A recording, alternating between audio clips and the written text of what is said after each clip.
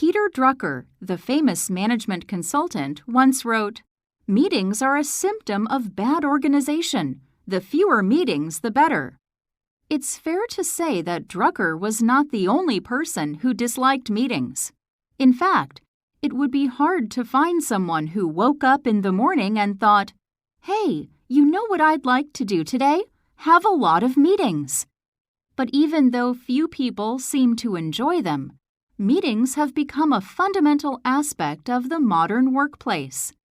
Research shows that executives spend almost 23 hours a week in them on average, while for workers further down the hierarchy, it is rare to get through a week without at least 2 or 3. With the rise in remote working during the coronavirus pandemic, you might have thought that meetings would have declined in number. But far from it.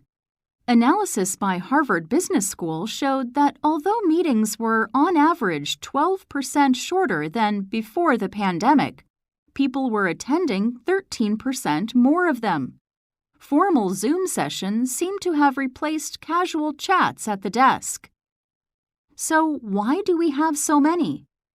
What are the advantages of spending so much of our working day in discussion with colleagues? For Stephen Rogelberg, a business professor at the University of North Carolina, meetings are a fundamental part of human nature. Humans are social animals for whom working together in groups comes instinctively. We've gathered since caveman days, he explains. Meetings are a manifestation of human tendencies.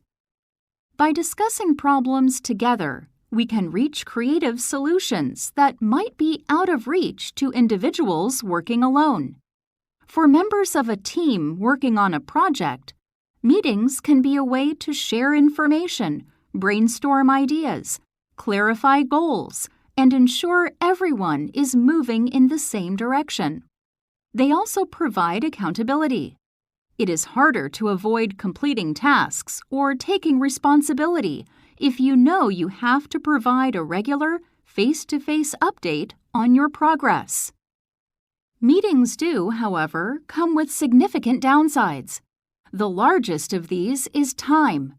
It is not only the meeting itself that takes time, but also the need to prepare for it beforehand and reflect on it afterwards.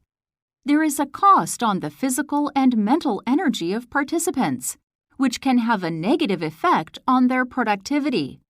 Moreover, for every meeting that is effective for generating new ideas, there are several more that achieve almost nothing. For Professor Rogelberg, it is not meetings themselves that are the problem, but bad meetings, ones that have no clear focus or goal. We're still a mess at them and have a long way to go, he says. There are so many issues.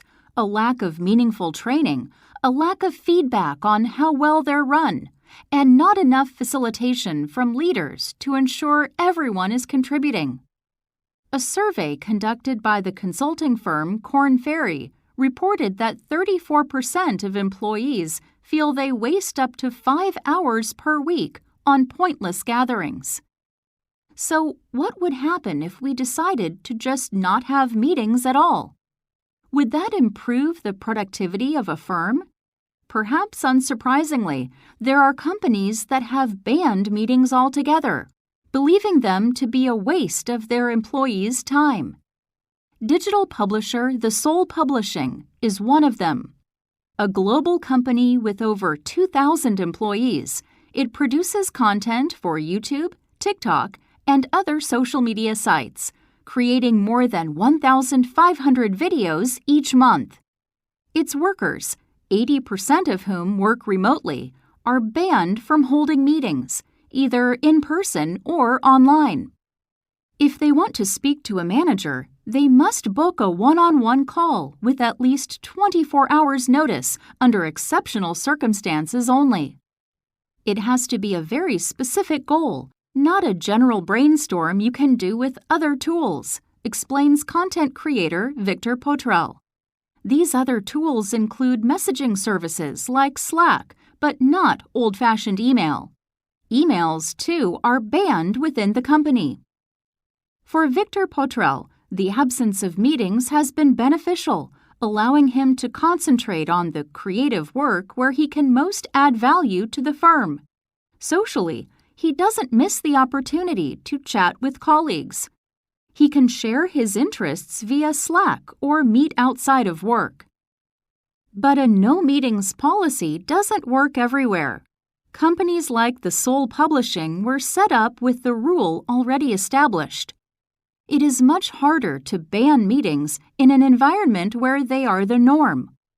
Professor Rogelberg knows firms that have tried introducing particular days where meetings are not permitted, but the result has been a sharp increase in emails, with a quick question and answer session replaced by a long morning of email ping-pong. Rogelberg recommends reform rather than removal. The goal isn't to eliminate meetings, it's to eliminate the bad ones. He suggests limiting the size and length of meetings to force participants to reach a conclusion quickly. He also thinks managers should receive training to learn how to conduct a meeting successfully. You need to make them effective, he concludes. Just banning them on an afternoon isn't enough.